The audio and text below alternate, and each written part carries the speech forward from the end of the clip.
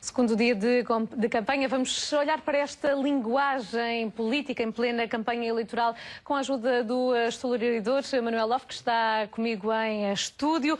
Em Lisboa, nos estúdios da RTP, está Telmo Batista, bastonário da Ordem dos Psicólogos. Bom dia. Começaria por si, olhando para esta linguagem que neste ano muito particular tem que conviver com vários aspectos, com um ano de exceção em termos de crise e medidas negociadas com a Troika, e também tendo em conta que a linguagem dos políticos se foi refinando. Eu pergunto, e começaria por isso, se não tem que também lidar com o facto de também os eleitores terem refinado a forma como olham para os políticos? Bom dia. Eu penso que, não sei se a linguagem se foi refinando, porque eu penso que, de alguma forma, as questões estão em torno muito das emoções e destas emoções que estão fortes e que são aquelas que decorrem de um empolamento das coisas. O que é que quer dizer isto? Quer dizer que, de facto, por exemplo, as questões da culpa e da culpa estão aqui muito presentes ainda. Frequentemente vemos acusações mútuas que são, de facto, provavelmente destinadas a fazer um apelo emocional muito forte e a saber quem é que foi a culpa que tem sido dominante deste momento de campanha, que não começou, obviamente, hoje, nem ontem, começou há mais tempo. E, por isso, há aqui um apelo muito forte que ainda não tem um elemento de construtivo e de refinamento que me parece muito claro. E de que forma é que se pode tirar essa culpa para o outro lado, sabendo que se pode precisar do partido adversário para eventualmente se formar governo? Pois, há sempre essa possibilidade, não é? Naturalmente, neste momento... Há uma gestão difícil dessas emoções de que falou? Eu penso que sim, porque, de facto, de alguma forma, neste momento, tendo a culpa, pode-se culpabilizar, mas, obviamente, tem que se deixar a porta aberta. E, por isso, do momento, há um forte empolamento. Naturalmente, é possível que, à medida que se vá avançando, haja uma diferenciação da própria linguagem. Agora, ainda estamos numa dimensão, e ela própria é muito emocional, para todos os efeitos, e há aqui muito pouco de apontar daquilo que são soluções, daquilo que são as coisas que as pessoas têm como propostas para sair da situação. Há muito ainda o esticar, o apontar do dedo, e aliás, na reportagem que vimos, isso foi muito claro, quer dizer, tanto toda a gente um pouco a fazer esse trabalho de apontar o dedo e dizer que o outro é responsável e que não assume as suas responsabilidades, para se mostrar a si próprio como uma alternativa. O que é que nós temos visto? Eu penso que não é claro. Temos visto que as pessoas mostrem uma alternativa e que digam exatamente o que é que propõem como alternativa. A linguagem está demasiadamente ainda no lado da acusação pelo estado das coisas. Manuel Lof, bom dia. Eu, quando falava deste refinar da linguagem, falava nesse investimento dos últimos anos em máquinas partidárias, assessores, pessoas ligadas à imagem e partilhando também a visão do Dr. Telmo Batista, pergunto se neste momento em que as emoções estão à flor da pele, se acaba por dizer mais do que aquilo que se quer. Não estou muito bem seguro. Quer dizer, em primeiro lugar, não nos esqueçamos que desde há muitos anos nós temos uma verdadeira americanização da esfera política em Portugal, e nomeadamente daquilo que é a montagem e a concretização das campanhas eleitorais. E muito do discurso e muita da imagem. Não é? Nesse sentido, eu recordo, por exemplo... quer dizer, nas eleições de 2005 é um caso relativamente excepcional na Europa, que nas eleições de 2005 os candidatos dos dois maiores partidos eram comentadores televisivos simultaneamente, justamente na RTP, José Sócrates e Pedro Santana Lopes, que tinham sido até havia pouco tempo. Santana Lopes depois desempenhou durante algum tempo o cargo de Primeiro-Ministro. E, por outro lado, tem-se acentuado, sobretudo nos dois maiores partidos. E é verdade que, segundo dizem nas últimas eleições, quer 2009, quer 2005, sobretudo no Partido Socialista, no partido que está no governo, e isso, estar no governo, não é evidentemente inocente neste caso, tem-se acentuado esta hiperprofissionalização da preparação da campanha eleitoral. E, portanto, tudo parece que está... Aliás, de resto, uma peça há muito pouco tempo, agora há minutos atrás, vocês indicavam um pouco isso, ou a jornalista de serviço indicava um pouco isso, e que era... esta ideia de... Nós vemos este mesmo espaço palanque que está preparado para a intervenção dos candidatos, dos dirigentes partidários, e depois um outro espaço que está preparado para acomodar as pessoas, e depois há a utilização de determinados meios técnicos e tal, e até humanos, para a animação extra-política e nesse contexto do público. Até as emoções podem ser ensinadas. É evidente, não é? Ora, essa é outra questão, e é a questão da a campanha, eu não sei, perguntou-me, mas disse mais do que se gostaria de dizer, eu não faço ideia. Confesso, não pensei nesses termos. Naqueles em que pensei, é evidente que há todas as campanhas sublinham uma encenação da divergência, para depois sabermos que, no fundo, em grande parte, há convergência. Estas eleições têm uma particularidade. Pelo facto de elas se realizarem logo depois da assinatura de um acordo que ainda não tem, do acordo com a Troika, que ainda não tem uma concretização política. Não nos esqueçamos que são os deputados que os portugueses vão eleger a 5 de junho, que na Assembleia da República vão ter que transformar em leis o acordo que o atual governo e 3 partidos, PS, PSD, CDS, assinaram com a Troika. Mas esse acordo não esvazia já, de alguma forma, parte do discurso político? Em grande parte. Esvazia o discurso das propostas e faz acentuar nesses 3 partidos. É evidente que, nesse caso, Bloco e CDU têm um discurso completamente diferente porque não assinaram, não negociaram sequer esse mesmo acordo e, portanto, estão incólumes quanto a essa questão. Agora, estes outros 3, que à partida têm 80%, 85%, 90% do seu programa já pré-definido, pelo acordo com a Troika, tem que acentuar as suas divergências. E nisso, eu não diria que Passos Coelho tem demonstrado até agora uma grande capacidade nesse caso. O que nós sabemos é que José Sócrates tem sido na acentuação, através de uma escolha muito própria de estilo, que é a crispação, uma forte hostilidade perante o outro, uma grande dose de agressividade e uma dramatização muito evidente do discurso. Ele fala permanentemente que a vitória do PST e, portanto, a não vitória do PS significaria a mudança de modelo de sociedade, a crise definitiva do Estado Social, etc, etc. Quando nós sabemos que, no fundo, em grande parte, há uma grande partilha do mesmo discurso. E, portanto, acentuam-se, até em grande parte, tem reparado na campanha do PS, acentuam-se características de personalidade. Já reparou que aparecem slogans de uma só palavra, que é coragem, decisão, já não me recordo qual era um outro, que se pretendem fazer deduzir da personalidade própria do próprio Primeiro-Ministro. Eu aproveitava esta deixa até para passar a conversa para o Dr. Telmo Batista e olhando para esta personalidade do líder socialista, pergunto se, em termos de perfil psicológico, seria dos 5 candidatos o mais apetecível para tentar traçar esse perfil? Não sei, eu acho que eu gosto muito de fazer perfis psicológicos de candidatos, porque uma vez que eles estão numa atividade, obviamente, que têm que fazer algo de estratégico também, para todos os efeitos. E por isso, obviamente, farão aquilo que fizerem melhor e que for melhor para convencer as pessoas de que eles são, de facto, os melhores candidatos para o país. E por isso, estar a fazer perfil individual pode muitas vezes não ser útil para aquilo que é, de facto, aquilo que é estratégia que as pessoas têm. Mas será o que tem uma personalidade, pelo menos, mais vincada, e partindo do que dizia o Manuel Love? Sim, um dos que tem a personalidade mais vincada, obviamente, isso pode ser altamente interessante para o eleitorado que vê um nível de determinação, mas muitas pessoas poderão não estar, de facto, na mesma sintonia com este tipo de coisa. É evidente que nós estamos aqui com diferentes tipos de eleitores e eles são sensíveis a diferentes tipos de argumentos, muitos deles até nem são racionais, são sensíveis a algumas destas emoções fortes, inclusive ao medo e à insegurança e ao medo de mudança. Outros serão mais... que eu lhe queria perguntar a seguir. Já falou há pouco da culpa, a questão do medo. Eu pergunto se vende, entre aspas, e se há de alguma forma uma espécie de chantagem emocional com os cidadãos quando se diz que pode acabar isto, pode acabar aquilo, situações que são muito próximas, como a segurança social ou a escola pública. O medo vende sempre. Eu acho que é uma das mais poderosas emoções humanas e, evidentemente, que é algo que, quando é utilizado de uma forma estratégica, vende sempre. As pessoas têm receio e, obviamente, têm tendência, naturalmente, a evitar tudo aquilo que lhe cause dano. E a possibilidade ou a ameaça desse dano é algo que é extremamente assustador para as pessoas e, de facto, pode ser explorado dentro de um certo limite, como é óbvio, de forma que as pessoas tentem evitar isso e que encontre naturalmente, ou que a pessoa se apresente como uma alternativa para resolver a situação ou para suprimir esse medo. Ora, nós estamos numa situação em que está havendo um programa político que também está negociado internacionalmente. Há aqui muitas dimensões de medo que podem ser exploradas. O que falta aqui, penso eu, é que para além desse medo não há uma resposta clara relativamente àquilo que vem depois disso, ou seja, para que é que se faz este esforço? Nós vamos conseguir ultrapassar a situação, como e como é que nós podemos, de facto, sair dela em prol de quê? Em prol de que futuro? Esse é o lado que eu penso que ainda não está presente na campanha, não sei se estará. Temos, como eu disse, num primeiro momento em que provavelmente estas emoções mais fortes, a culpa, o medo, têm uma dominante muito significativa.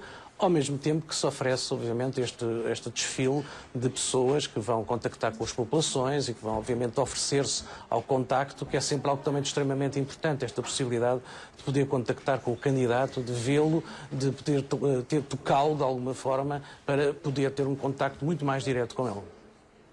Manuel Loffe, a questão do medo será a arma principal a jogar nesta campanha?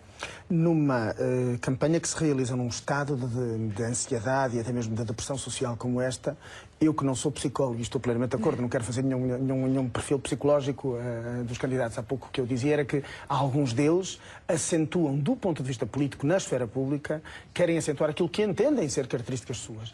E é natural que em situações desta natureza, como de resto em todas, mas muito mais nesta natureza, o medo, o receio face ao futuro, no momento em que o próprio presente é uma confirmação de medos que se tinham no passado, o medo face ao futuro seja permanentemente utilizado. Não é?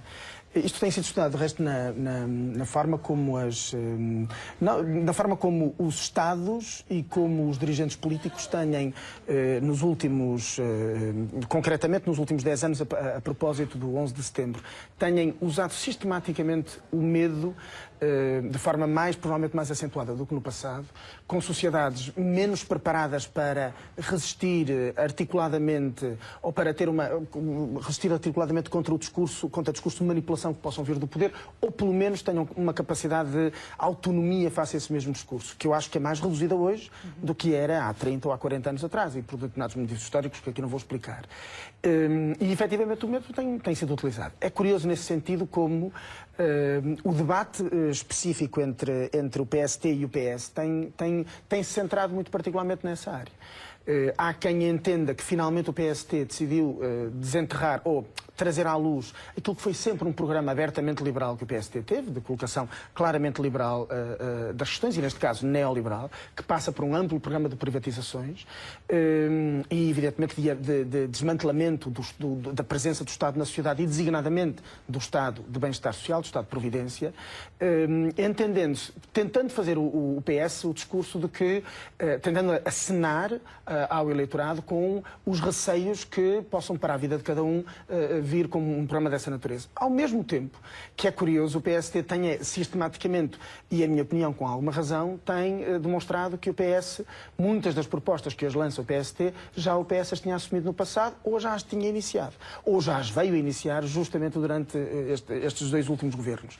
E, portanto, nesse sentido, é como se nós vivêssemos numa situação que é, em Estado não eleitoral, nos explicam aos cidadãos permanentemente a necessidade de um determinado tipo de mudanças que representam cedência de direitos, aspectos, ou se quiserem, de aspectos da nossa realidade do dia-a-dia.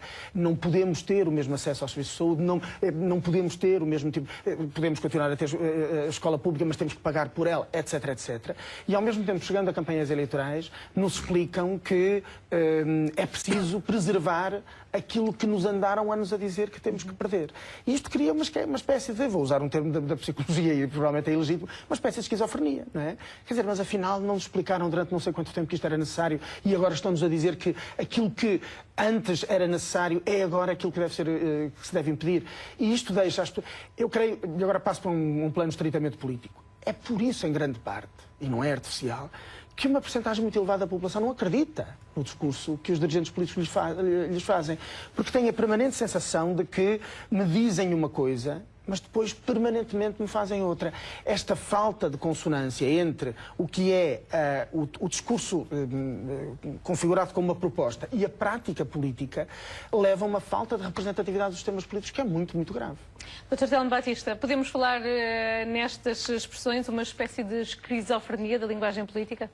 Bom, eu não gosto muito de aplicar conceitos desses à linguagem política, mas o que é facto é que eu percebo a ideia e a ideia de decisão, digamos assim, deste contraste então elevado. Vamos olhar para os efeitos práticos no eleitorado, nos cidadãos, com tanta ansiedade, com tanta coisa que está em jogo, o que é que isto pode causar nas pessoas no dia-a-dia e mesmo o período pós-eleitoral, depois das eleições, de forma que as pessoas se podem ressentir da atual situação?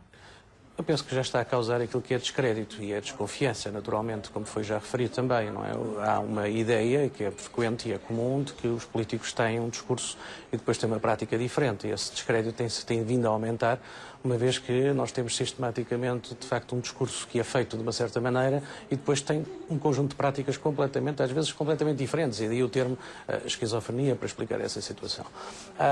Agora, isto obviamente é um contraste muito forte, mas também podemos pensar que muitas vezes se explora, digamos assim, alguma memória curta relativamente a isto, procurar pôr para trás estas questões, demonstrar que houve circunstâncias que as justificaram e muitas vezes também, quer dizer, acentuar a tal tónica de medo que explicaria porque é que, de facto, nós teríamos que evitar males maiores e, por isso, teríamos que votar num certo candidato ou noutro.